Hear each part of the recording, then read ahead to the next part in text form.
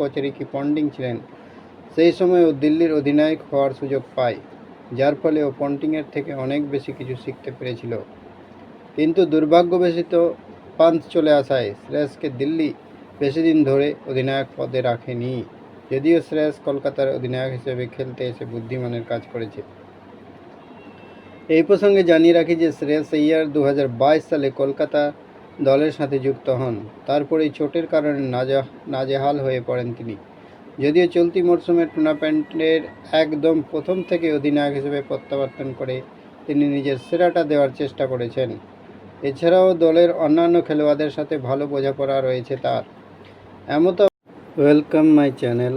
আসসালামু আলাইকুম। ইতিমধ্যে শুরু হয়ে গেছে ক্রিকেটের অন্যতম মেগা টুর্নামেন্ট টি-20 ওয়ার্ল্ড কাপ। পাশাপাশি হয়ে গেছে ভারতের দল ঘোষণাও, যেখানে দেখা গিয়েছে রোহিত শর্মার অধিনায়কত্বে টি-20 বিশ্বকাপের লড়াইতে নামবে ভারতীয় দল। পাশাপাশি অধিনায়ক হিসেবে নিজের দায়িত্ব সামলাবেন হার্দিক পান্ডিয়া। যদিও একটি প্রশ্ন ক্রমশ উঠে আসছে আলোচনার কেন্দ্রবিন্দুতে, যেটির পরিপ্রেক্ষিতে শুরু হয়েছে জোর চর্চা। মূলত রোহিত শর্মার পর ভারতীয় দলের অধিনায়ক হিসেবে কে উঠে আসবেন তা নিয়ে চলছে জল্পনা। এমত অবস্থায় অনেকেই এই দৌড়ে জসপ্রীত বুমরাকে চাইলেও তাকে পিছনে ফেলে অধিনায়ক হওয়ার জন্য এগিয়ে এসছেন হার্দিক পান্ডিয়া। ঠিক এই আবহে আবার একটি বড় তথ্য সামনে আনলেন প্রাক্তন ভারতীয় নির্বাচক MSK প্রসাদ। এক সাক্ষাৎকারে তিনি জানিয়েছেন যে বোর্ড ভারতীয় দলের অধিনায়ক হওয়ার ক্ষেত্রে হার্দিক পান্ডিয়াকে কিংবা রবীন্দ্র জাদেজার কাউকেই ভাবেনি, বরং বিরাট রোহিতের পর অধিনায়ক হিসেবে তাদের প্রথম পছন্দ ছিল শ্রেয়স আইয়ার। কিন্তু পারফরমেন্স এবং চোটের কারণে অধিনায়ক হওয়ার দৌড় থেকে ক্রমশ পিছিয়ে পড়েছেন তিনি। প্রসঙ্গত উল্লেখ্য যে ইতিমধ্যে চলতি বছর বারংবার বিতর্কে জড়িয়েছে শ্রেয়স আইয়ারের নাম।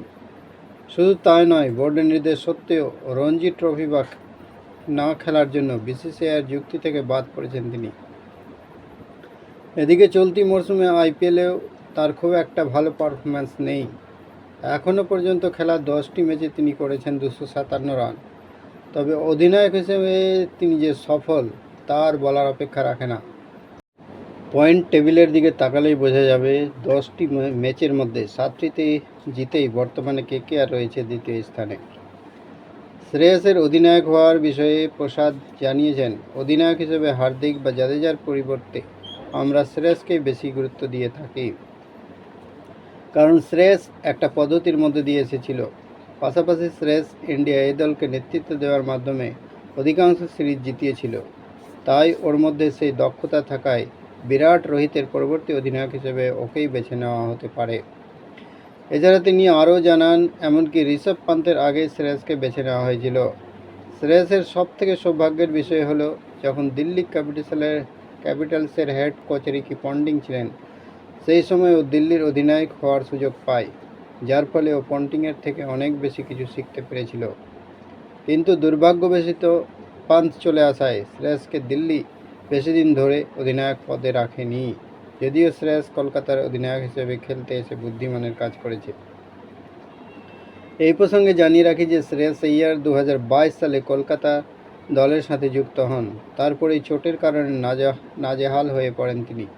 যদিও চলতি মরশুমের টুর্নামেন্টের একদম প্রথম থেকে অধিনায়ক হিসেবে প্রত্যাবর্তন করে তিনি নিজের সেরাটা দেওয়ার চেষ্টা করেছেন। এছাড়াও দলের অন্যান্য খেলোয়াড়দের সাথে ভালো বোঝাপড়া রয়েছে তার। এমত অবস্থায় শ্রেয়সের অধিনায়কত্ব পরিলক্ষিত করে প্রাক্তন জাতীয় নির্বাচক জানিয়েছেন, নেতৃত্ব দেওয়ার বিষয়টা যথেষ্ট সাবলীল হচ্ছে আইয়ারের। শুধু তাই নয়, আগামী 2 থেকে 3 বছরের মধ্যে শ্রেয়সের অধিনায়কত্ব আরও ক্ষুরধার হবে বলে মনে করছেন তিনি। ভিডিও এ পর্যন্তই। এতক্ষণ আমার সঙ্গে দেওয়ার জন্য আপনাদের অসংখ্য ধন্যবাদ।